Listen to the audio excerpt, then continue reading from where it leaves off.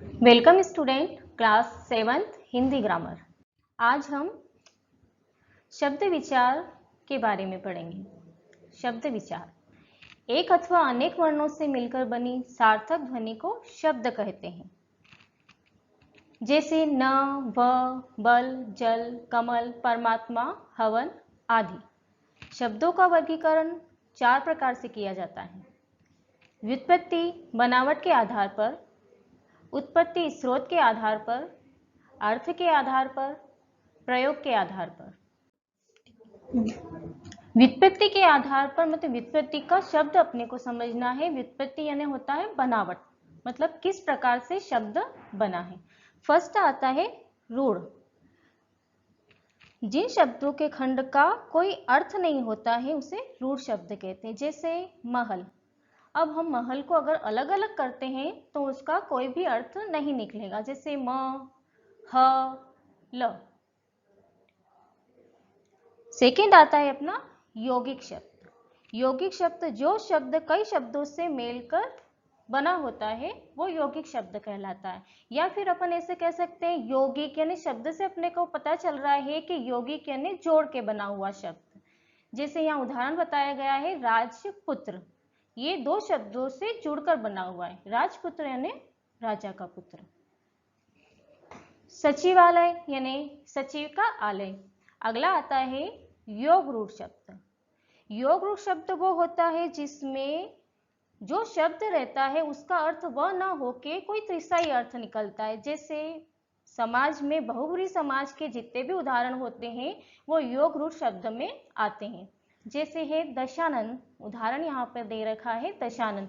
दशानन यानी 10 आनन है जिसके। रावण।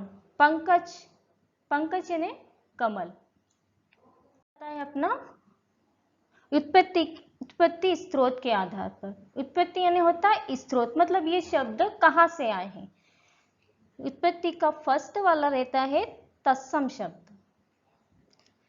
संस्कृत के ऐसे शब्द जैसे हिंदी में हम प्रयोग करते हैं तत्सम शब्द कहलाते हैं। जैसे मतलब हम जैसा अपन संस्कृत में लिखते हैं वैसा का वैसा हिंदी में लिखते हैं। अक्षय, कर्ण, चर्म और भी उदाहरण है इसके।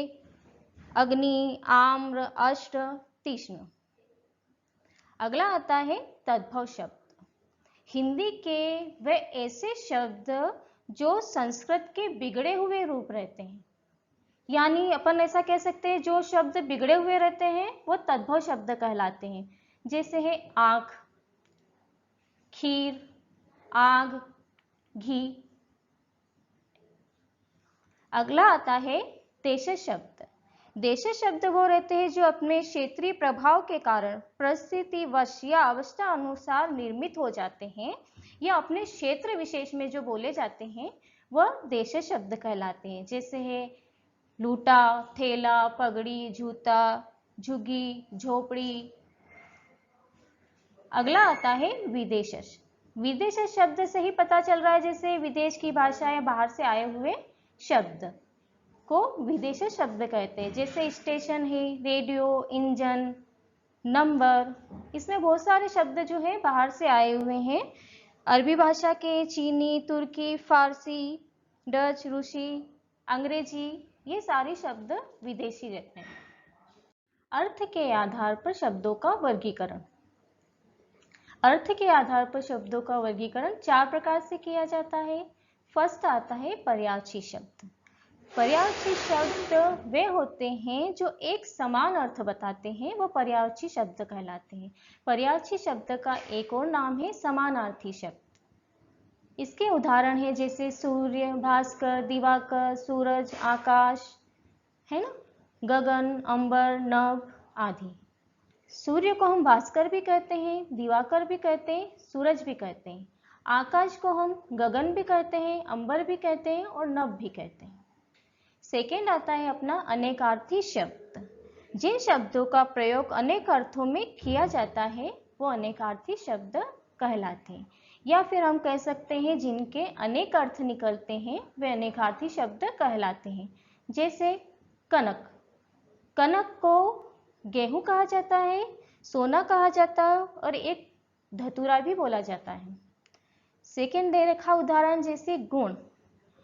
गुण का अर्थ शील भी निकलता है, स्वभाव भी निकलता है और रस्सी भी निकलता है। अगला आता है एकार्थी शब्द। एकार्थी शब्द वे शब्द होते हैं जिन शब्दों का प्रयोग केवल एक ही अर्थ में किया जाता है, उन्हें एकार्थी शब्द कहते हैं। जैसे पत्नी, पुरुष, घर, शेर आदि, इनका एक ही अर्थ निकलता है। फोर्थ वाला आता है विपरीतार्थी शब्द। जो शब्द एक दूसरे शब्द का विपरीत अर्थ बताते हैं, वे विपरीतार्थी शब्द कहलाते हैं। जैसे उचित का अनुचित विपरीत होता है, कड़वा का विपरीत मीठा होता है, लाभ का विपरीत हानि होता है, सुख का विपरीत दुख होता है आदि। अगला आता है प्रयोग के आधार पर शब्दों का वर्गीकरण। प्रयोग के आधार पर शब्द के दो भेद होते हैं। फर्स्ट आता है विकारी शब्द। विकारी शब्द वे शब्द होते हैं जिन शब्दों में लिंग, वचन और कारक आदि के प्रभाव में कोई परिवर्तन होता है, वह विकारी शब्द कहलाते हैं। ये चार प्रकार के होते हैं: संज्ञा, सर्वनाम, विशेषण और क्रिया। जैसे हम लोगों ने पहले संज्ञा, सर्वनाम, क्रिया और विशेषण पढ़ा है। एक बार रिपीट मैं आपको बता देती हूँ। संज्ञा, संज्ञा यानी किसी व्यक्ति, वस्तु, स्थान या भाव के नाम को संज्ञा कहते हैं। सर्वनाम, संज्ञा के स्थान पर प्रयोग किए जाने वाले शब्दों को सर्वनाम कहा जाता है। विशेषण, संज्ञा और सर्वनाम की विशेषता बताने वाले शब्दों को विशेषण कहते हैं। और क्रिया, किसी कार्य का करना या होना पाया जाता है, उसे क्रिया कहते हैं। अगला आता है विकारी शब्द। विकारी शब्द वे शब्द होते हैं जिन शब्दों में लिंग, वचन और कारक आदि के प्रभाव से कोई परिवर्तन नहीं होता है या जिनमें विकार उत्पन्न नहीं होता है, वो विकारी शब्द कहलाते हैं। फर्स्ट है इसका रूप क्रिया विशेषण, संबंध बोधक, समुच्चय बोधक, विषमादि बोधक। क्रिया विशेषण, क्रिया की विशेषता बताने वाले शब्दों को क्रिया विशेषण कहेंगे। संबंध बोधक, एक संज्ञा का दूसरे संज्ञा के शब्दों के साथ संबंध बताने वाले शब्दों को संबंध बोधक कहा जाता है। समुच्चय बोधक, दो शब्दों को या दो वाक्यों को जोड़ने वाले शब्दों को समुच्चय बोधक कहते हैं। विषमादि बोधक, विषमादि बोधक यानी आश्चर्य में लाने वाले जो शब्द रहते हैं या आश्चर्यचकित करने वाले जो शब्द रहते हैं, विषमादि बोधक शब्द कहलाते हैं। ओके, हमने शब्द विचार के बारे में पढ़ा। और शब्द विचार में हमने चार प्रकार के शब्द पढ़े: व्युत्पत्ति के आधार पर, उत्पत्ति के आधार पर, अर्थ के आधार पर और प्रयोग के आधार पर। अगर आपको इन शब्दों के विषय में कुछ भी डाउट हो तो आप कमेंट सेक्शन में लिख सकते हैं। धन्यवाद।